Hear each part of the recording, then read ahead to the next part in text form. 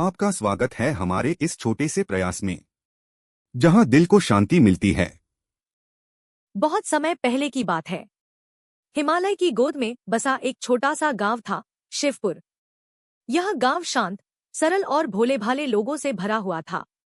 गांव के बीचों बीच एक प्राचीन शिव मंदिर था, जहां एक पुराना शिवलिंग स्थापित था।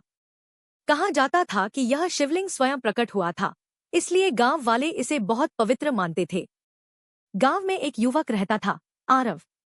आरव ईश्वर में विश्वास तो करता था, लेकिन पूजा पाठ और व्रत को समय की बर्बादी समझता था। उसका मानना था कि मेहनत और कर्म से ही जीवन बदलता है, भगवान सिर्फ कहानियों में होते हैं। आरव का जीवन सामान्य चल रहा था, लेकिन उसके मन में एक खालीपन था। वह सफल होना चाहता था, पर मन को शांति नहीं मिलती थी। एक दिन गांव के बुजुर्ग पुजारी जी ने घोषणा की, कल महाशिवरात्रि है। इस रात भगवान शिव स्वयं भक्तों की परीक्षा लेते हैं और सच्ची भक्ति का फल देते हैं। पूरे गांव में उत्साह फैल गया।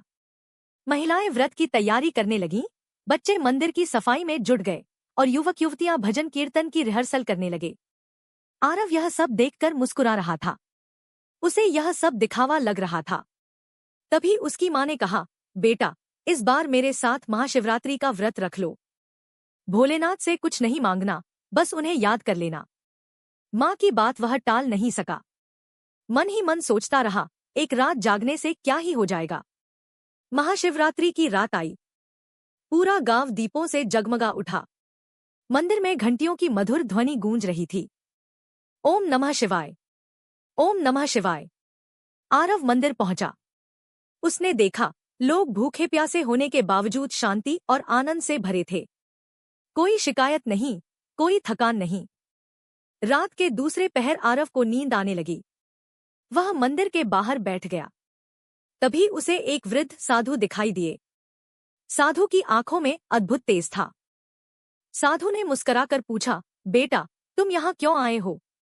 आरव ने ईमानदारी से कहा, माँ की वजह से, वरना मुझे इन सब में खास विश्वास नहीं। साधु हंसे।